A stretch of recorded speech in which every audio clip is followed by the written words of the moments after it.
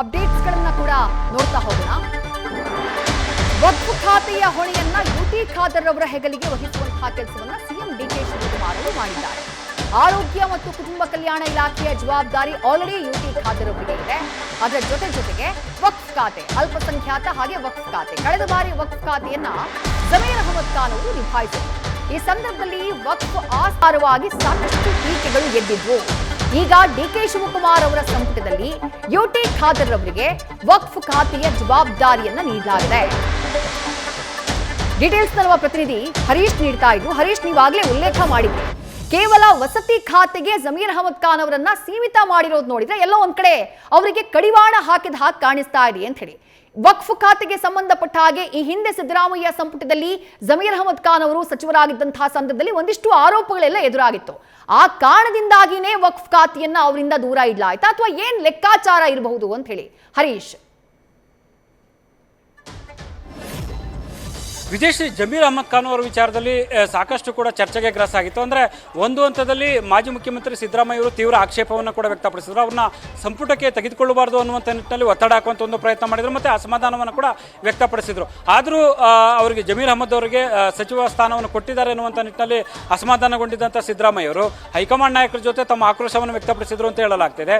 So ಈ ಹಿಂದೆ ಸಿದ್ದರಾಮಯ್ಯ ಅವರ ಸಂಪುಟದಲ್ಲಿ ವಸತಿ ಜೊತೆಗೆ ವಕ್ಫನ್ನು ಕೂಡ ನೀಡಲಾಗಿತ್ತು. ಅದರ ಬದಲಾದ ಸನ್ನಿವೇಶದಲ್ಲಿ ವಸತಿಗೆ ಮಾತ್ರ ಸೀಮಿತಗೊಳಿಸಿರುವಂಥದ್ದು ಇಲ್ಲಿ ಒಂದಷ್ಟು ಪ್ರಶ್ನೆಗಳನ್ನು ಕೂಡ ಹುಟ್ಟು ಹಾಕಿದೆ. ಒಂದು ರೀತಿಯಲ್ಲಿ ಕೂಡ ಸಿದ್ದರಾಮಯ್ಯವರ ಅಸಮಾಧಾನ ಕಾರಣಕ್ಕಾಗಿ ಅವರನ್ನ ಕಡಿವಾಣ ಹಾಕುವಂಥ ಒಂದು ಪ್ರಯತ್ನ ಆಯ್ತಾ ಅನ್ನುವಂಥ ಚರ್ಚೆಗಳು ಕೂಡ ಸಹಜವಾಗಿ ಈಗ ರಾಜಕೀಯ ವಲಯದಲ್ಲಿ ವ್ಯಕ್ತ ಆಗ್ತಿದೆ. ಅದು ಕೂಡ ಯುಟಿ ಖಾದರ್ಗೆ ಹೆಚ್ಚಿನ ಆದ್ಯತೆ ಪ್ರಿಯಾರಿಟಿಯನ್ನು ಕೊಟ್ಟಂತೆ ಕಾಣಿಸ್ತಾ ಇದೆ. ಅಂದರೆ ಒಂದು ಅವರ ಆರೋಗ್ಯ ಜೊತೆಗೆ ವಕ್ಫನ್ನು ಕೂಡ ಅವರಿಗೆ ಕೊಟ್ಟಿರುವಂಥದ್ದು ಒಂದಷ್ಟು ಅವರಿಗೆ ಆದ್ಯತೆಯನ್ನು ಕೊಟ್ಟಂತೆ ಹೆಚ್ಚಿಗೆ ಕಾಣಿಸ್ತಾ ಇದೆ. ಜಮೀರ್ ಅಹಮದ್ ಅವರಿಗೆ ಕಡಿವಾಣ ಅನ್ನುವಂಥದ್ದು ಇಲ್ಲಿ ಚರ್ಚೆ ಆಗ್ತಿದೆ. ಜೊತೆಗೆ ಅದೇ ಕಾಲಕ್ಕೆ ಜಮೀರ್ಗೆ ಪ್ರತಿಸ್ಪರ್ಧಿಯಾಗಿ ಅನ್ನುವಂಥ ನಿಟ್ಟಿನಲ್ಲಿ ಯುಟಿ ಖಾದರ್ಗೆ ಮಣೆ ಹಾಕುವಂಥ ಒಂದು ಪ್ರಯತ್ನ ಆಯ್ತಾ ಕಾಂಗ್ರೆಸ್ನಲ್ಲಿ ಅನ್ನುವಂಥ ಚರ್ಚೆಗಳು ಸಹಜವಾಗಿ ಆಗ್ತಾ ಇದೆ.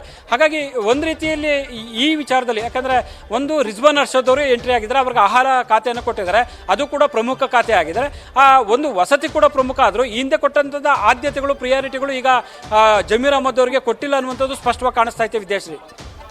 ಹರೀಶ್, ಈಗ ಮುಖ್ಯಮಂತ್ರಿ ಬದಲಾವಣೆಯ ಸಂದರ್ಭ ನಮಗೆ ನೆನಪಿದೆ ಹರೀಶ್. ವಿದಿನ್ 2 days ಅಂದ್ರೆ 6 ತಿಂಗಳಿಂದ ಚರ್ಚೆ ಆಗಿರಬಹುದು. ಬಟ್ ನಿರ್ಧಾರವನ್ನ ತೆಗೆದುಕೊಳ್ಳುವಂತಹ ಸಮಯ ಅಂತ ಬಂದಾಗ ಹೈಕಮಾಂಡ್ 2 ದಿನದಲ್ಲಿ ಡಿಸಿಷನ್ ತೆಗೆದುಕೊಂಡು ಬಿಡುತ್ತೆ.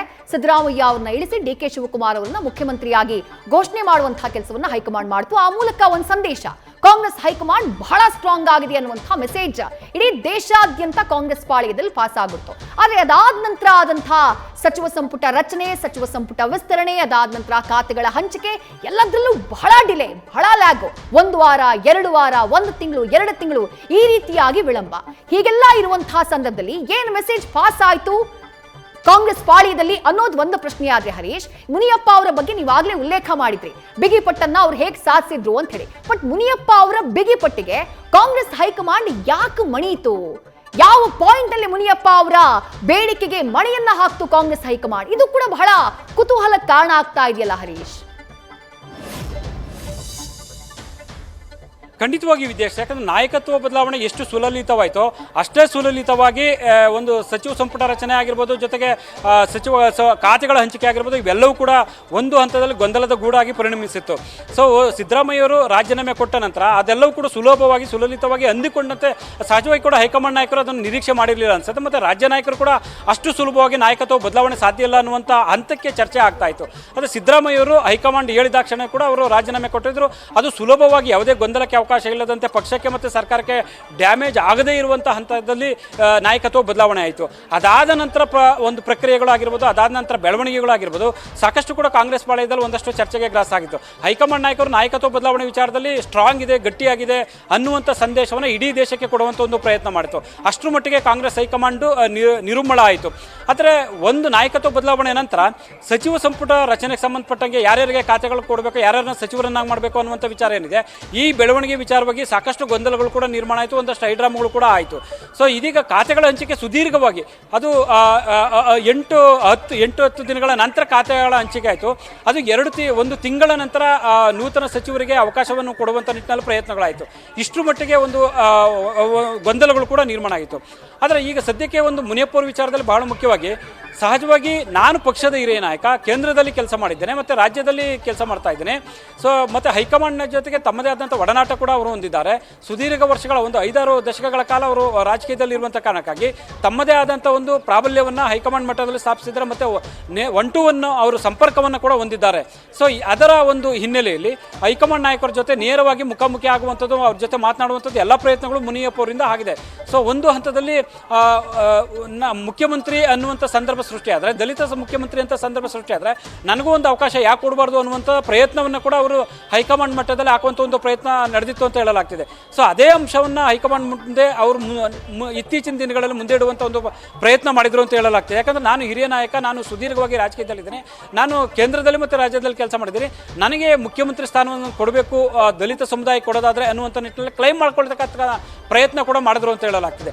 ಅದೇ ಅಂಶವನ್ನು ಪ್ರಧಾನವಾಗಿ ಪ್ರಸ್ತಾಪ ಮಾಡಿದಂಥ ಮುನಿಯಪ್ಪ ಅವರು ನನಗೆ ಸಚಿವ ಸ್ಥಾನ ನೀಡುವ, ಕೊನೆ ಪಕ್ಷ CM ಸಿಗದೇ ಇದ್ದಂಥ ಸಂದರ್ಭದಲ್ಲಿ ನನಗೆ ಸಚಿವ ಸ್ಥಾನವಾದರೂ ಕೂಡ ಕನಿಷ್ಠ ಪಕ್ಷ ನನಗೆ ಸ್ಥಾನಮಾನವಾದರೂ ಸರಿಯಾದ ರೀತಿಯಲ್ಲಿ ಕೊಡಬೇಕು ಅನ್ನುವಂಥ ನಿಟ್ಟಿನಲ್ಲಿ ಬಿಗಿಪಟ್ಟು ಹಿಡಿದ್ರು ಅಂತ ಹೇಳಲಾಗ್ತಿದೆ.